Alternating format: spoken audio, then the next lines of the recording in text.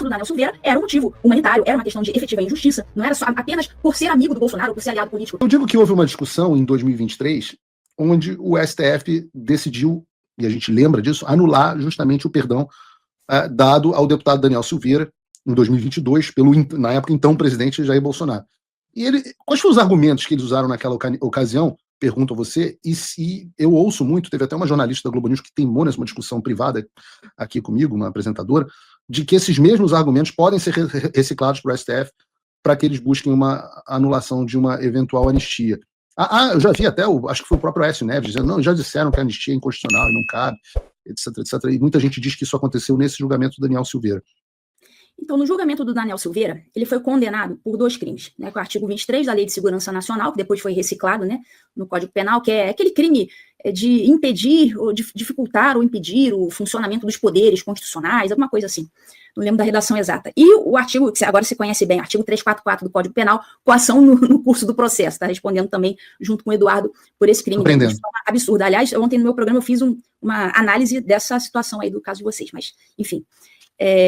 Então, assim, o Daniel Silveira, ele teve a sua graça revogada pelo STF sob o argumento de quebra do princípio constitucional da moralidade administrativa e da impessoalidade. Então, eles estão argumentando que o presidente da República, Bolsonaro, agiu de forma pessoalizada para auxiliar um amigo político, né, um aliado político.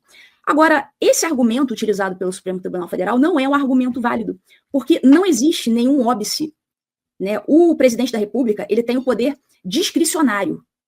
Ele não precisa nem justificar, esse ato não precisa nem ser motivado assim de, eu estou indultando aqui, eu estou oferecendo essa graça a esta pessoa porque ele foi injustiçado. Não, ele simplesmente faz o decreto e acabou.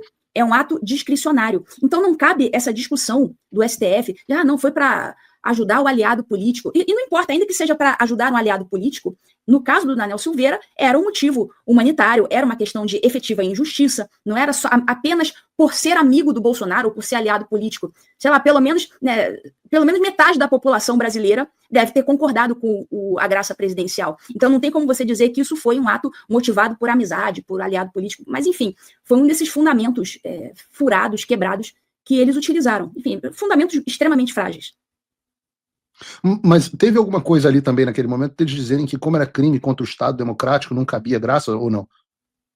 Olha, em caso do Daniel Silveira, salvo engano, foi nesse caso que o Fux se manifestou. Eu acho que foi nesse caso do Daniel Silveira, dizendo que o Estado Democrático de Direito era uma cláusula pétrea e, portanto, não caberia nem anistia, nem indulto, nem graça e nada disso. Só que isso, como eu falei, é uma falácia. Na própria Constituinte houve essa discussão e eles decidiram, né, depois de deliberar, eles decidiram deixar essa possibilidade desse tipo de crime ser anistiado, sim, e ainda mais, o artigo 5º, né, inciso 43, diz lá quais são as hipóteses e não menciona os crimes contra o Estado Democrático de Direito. Inclusive tem um outro artigo da Constituição, deixa eu pegar aqui, é o que fala sobre, eu acho que é o inciso 44, é o inciso 44 da Constituição, que fala sobre esses crimes, né, de grupos armados, que são os tais crimes, né, contra a democracia. E nesse artigo 5º, inciso 44 da Constituição, ele fala que esse tipo de crime,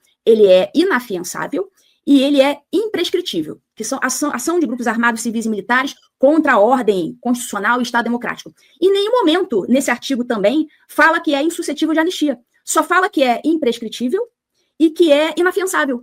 Não fala que é insuscetível de anistia.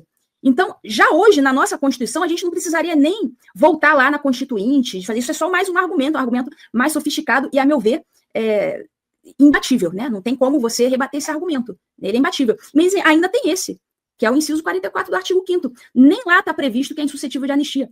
Então, a Constituição, a partir do momento que... Mas tem artigos que dizem que ele fala, esses não é só imprescritível e inafiançável, mas tem algum artigo que diga que é imprescritível, inafiançável e não pode também inanistiável, não sei se... Eles usam a expressão insuscetível de anistia. Insuscetível de anistia. Né? Em caso, naqueles crimes, né, terrorismo, tortura, tráfico de entorpecentes e crimes hediondos, vou pegar aqui, eu vou ler para você o que o artigo 5º está dizendo. Artigo 5º. Artigo 5º, deixa eu achar aqui, porque aí a gente vai ler junto. O juiz podia falar, não, estou extrapolando o entendimento que já vale para os outros, passa a valer para isso também.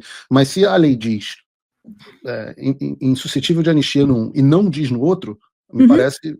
não tem palavras avulsas. Né? Se está dizendo que é insuscetível de anistia para um, significa que sempre que for insuscetível de anistia, ele vai ter que dizer. Exato. Então, aqui, olha, o inciso 43 fala, a lei considerará crimes inafiançáveis e insuscetíveis de graça ou anistia. Aí ele fala tortura, tráfico, terrorismo e hediondos. Então aqui ele não fala imprescritíveis ao mesmo tempo. No inciso seguinte, aí ele já fala de imprescritibilidade, mas já não fala da anistia.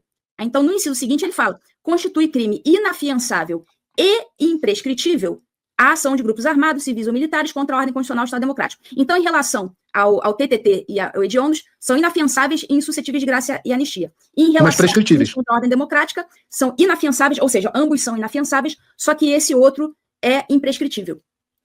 E então, o TTT é prescritível. Dizer... Oi? E o TTT é prescritível, por sua vez, porque não está escrito que é imprescritível. Exatamente. Se não está escrito que é imprescritível, é porque é prescritível. Olha só, interessante.